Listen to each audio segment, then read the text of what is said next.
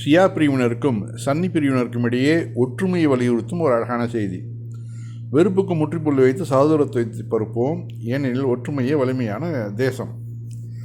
இப்போ இந்த படத்தில் நம்ம பார்க்குறது பாருங்கள், பாகிஸ்தான் அதிபர், பாகிஸ்தான் மிலிட்ரி மேன், மற்றபடி ஈரானுடைய வெளியுறவு அமைச்சர் எல்லாம் நின்று தொழுகிறாங்க. தொழுகை வக்து வந்த உடனேயும் அங்கே என்ன வித்தியாசம்? எல்லோரும் 5 வேளை தொழுகை தான். ஒருத்தர் கையை கட்டி நிற்கிறாரு, இன்னொருத்தர் கையை தொங்க விட்டு நிற்கிறாரு. அதுதான் வேறு வித்தியாசங்கள் ஒன்றும் கிடையாது.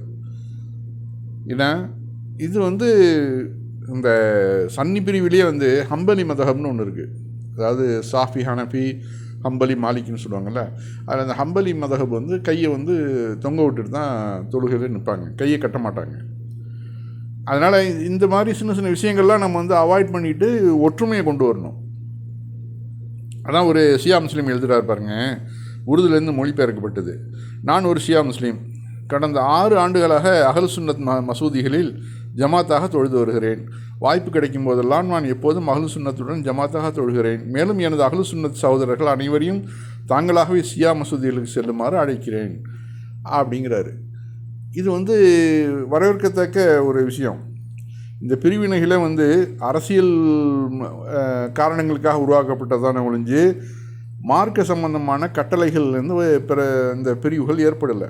அதனால் 2 பக்கமும் தலைவர்கள் உட்கார்ந்து பேசி இருக்கக்கூடிய அந்த ஒரு சில பிரச்சனைகளை சால்வ் பண்ணி 2 பேருக்குள்ள பிரச்சனைகளை தீர்க்கிறதுக்கு முயற்சி பண்ணணும்.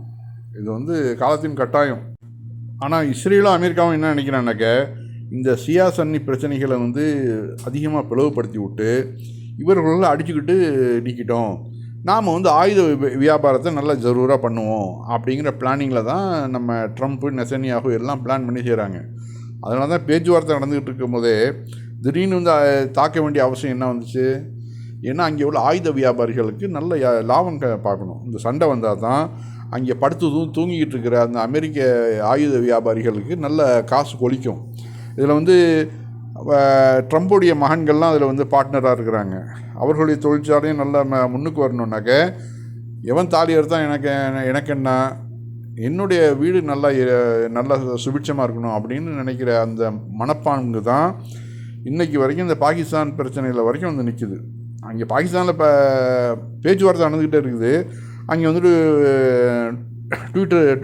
ட்வீட் பண்ணுறாப்புல ட்ரம்ப்பு, நாங்கள் இந்த பேச்சுவார்த்தையெல்லாம் அவசியம் இல்லை, ஒரு 5 நிமிஷத்தில் நாங்கள் முடிச்சு காட்டிடுவோம் ஈரானை அப்படிங்கிறது தான் கனவு காணுகிறார் ட்ரம்ப். வேறு என்ன சொல்ல?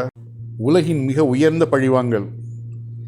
அமெரிக்காவின் கலிஃபோர்னியாவில் தனக்கு சம்பளம் கிடைக்காததால் ஆத்திரமடைந்த ஒரு ஊழியர் 1800 கோடி ரூபாய் மதிப்புள்ள நிறுவன பொருட்களுக்கு தீ வைத்து விட்டார். இது சம்பளம் கிடைக்காததுக்கு போராட்டம் தான் பண்ணுவாங்க. அந்த ஃபேக்ட்ரியே கொளுத்தி விட்ருக்கான். நல்ல நாடு, நல்ல மக்கள். வேற என்ன? அதாவது இந்த பாருங்கள், சம்பளம் கிடைக்காதனால அந்த ஏரியாவே இப்போ நெருப்பு குண்டமாக நிற்கிது. அமெரிக்காவுக்கு ஒன்றுனா உலக மக்கள்லாம் சந்தோஷப்படுறாங்க. காரணம் என்னன்னாக்க, அந்த அளவு வெறுப்பை சம்பாதிச்சிருக்குது அமெரிக்கா.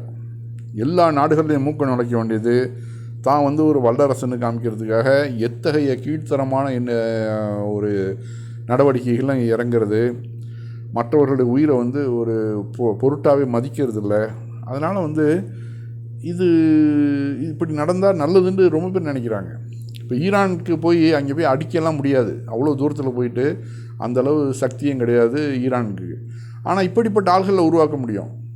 அதுதான் 2வது, இந்த தீ வச்ச ஆள் ஒரு முஸ்லீம்னு வேறு சொல்கிறாங்க. ஆக இந்த வகையிலையும் இப்போ விசாரணையை முடுக்கி விட்ருக்கானுங்க. இது எந்த வகையில் இது மாதிரி வேறு எங்கேயாவது நடந்துச்சுன்னா என்ன ஆகும்? பெரிய பிரச்சனையாக போயிடுமே, அமெரிக்கா முழுக்க பெரிய பிரச்சனையாக போயிடுமேன்ட்டு. இதுக்கு முன்னாடி அதாவது டிஷ்யூ பேப்பர் கம்பெனிக்கும் அதே மாதிரி தான் நெருப்பு வச்சுருக்கானுங்க, யாருன்னு தெரியல. அதுவும் இப்போ தற்செயலாக நடந்த விபத்தா இல்லை திட்டமிட்டு செய்யப்பட்ட செயலான்னு தெரியல.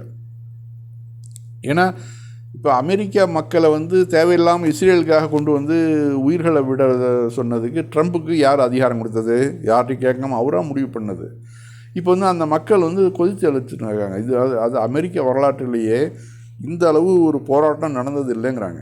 அப்படிப்பட்ட போராட்டம் நடக்குது, அதை பற்றி கேர் பண்ணாமல் ட்ரம்ப் நடந்தாக்க அப்போ என்ன பண்ணுவான் அந்த நாட்டு மக்கள்? என்ன பண்ணுவான்? நம்ம பேச்சை கேட்கலையா, சரி வன்முறையில் இறங்குவோம் அப்படின்னு சொல்லிட்டு இது மாதிரி ஒருத்தனை இறங்கினான்னாக்க அமெரிக்கா தாங்குமா? அதனால் மக்களுடைய எழுச்சி, மக்களுடைய போராட்டங்களை எந்த ஒரு அரசும் உதாசீனப்படுத்தக்கூடாது.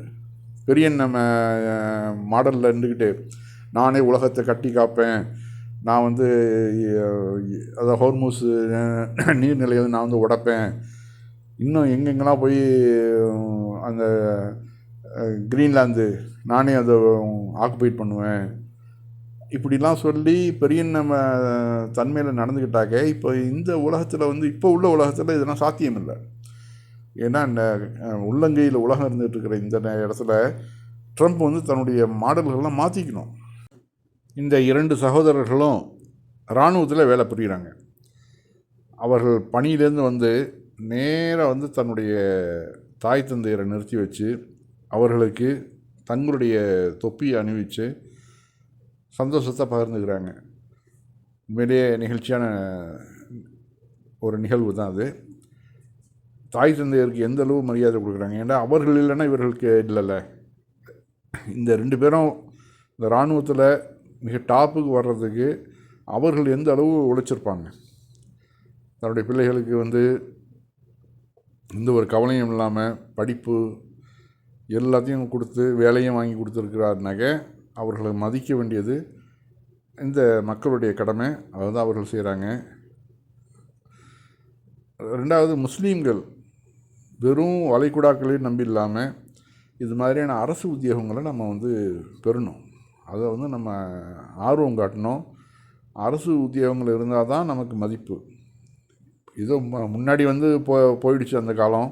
இனி வருங்காலங்களில் இது மாதிரியான அரசு வேலைகளை கொஞ்சம் பொறுமையாக இருந்தாவது அரசு வேலைகளை பெறுவதற்கு முயற்சிக்கணும். இந்த சகோதரர்களை நம்ம வாழ்த்துவோம். அரசு வேலைகளை பெறுவதற்கு நம்ம முயற்சிப்போம். அடுத்த செய்தி, வெனிசுலா என்ற நாடு எந்த ஒரு பிரச்சனையும் இல்லாமல் அவர்கள் பாட்டு அவர்கள் வேலைகளை பார்த்துட்டு இருந்தாங்க. அந்த அதிபர் மதுரோ சைனா ரஷ்யாவுக்கு ஆதரவாக இருந்தாங்க ஒரு காரணத்தினால திருதுப்புன்னு ஒரு நைட்டு போய் உள்ளே புகுந்து அமெரிக்க அரசானது அவரை கைது செஞ்சு இப்போ சிறையில் வச்சுருக்குறாங்க. ஒரு நாட்டுடைய அதிபரையே கைது செஞ்சிடான்னாக்க இவங்களை என்ன பண்ணுறது? இதை பாருங்கள், இப்போ எல்லாம் வெனிசுலாவுக்கு கிளம்பிட்டானுங்க இந்த யூதர் கூட்டம் எல்லாம். இனி அவ்வளோதான், அது அடுத்த இஸ்ரேலில் தான் மாறப்போகுது இன்னும் கொஞ்சம் நாளில். ஏன்னா அமெரிக்காவுடைய கை இருக்கிறதுனால அந்த தைரியத்தில் எல்லாம் கிளம்பி போகிறானுங்க இங்கே வெனிசுலாவுக்கு. இனி அது அடுத்த இஸ்ரேலாக மாறப்போகுது. அங்கே உள்ள மக்களை எல்லாம் வட்டியை கொடுத்து எல்லாரையும் குடும்பப்படுத்தி எல்லாரையும் கீழே கொண்டு வந்துடுவானுங்க. இவனு மேலே உட்காந்துருவானுங்க. ஏன்னா வட்டி அப்படியே குட்டி போட்டுக்கிட்டே இருக்குமா, பணம் யார்கிட்ட இருக்குதோ அவன் பக்கம்தான் அரசும் சாயம். இப்போ அமெரிக்காவிலே பாருங்களேன், இத்தனை பிரச்சனைகள், இவ்வளோ அமெரிக்கா வல்லரசுன்னு சொல்லிக்கிட்டு இருந்தாலும் அங்கே இருக்கக்கூடிய யூதர்களுக்கு தான் அந்த அமெரிக்கா கட்டுப்படுது. அந்த மாதிரி ஆக்கிவிட்டான். இதே நிலைமை தான் யூதர்கள் எந்த நாட்டுக்கு போனாலும் சரி அந்த நாடு அவர்கள் கையில் வந்துடும். நம்ம இந்தியாவும் அப்படி தானே இருக்குது. இங்கே உள்ள பிராமணர்கள் யார்? யூதர்களுடைய ஒரு வம்சாவளி தான். இன்றைக்கி பிராமணர்களை பார்த்துக்கிட்டு இந்த அரசியல் கட்சியாக இருக்க முடியுமா?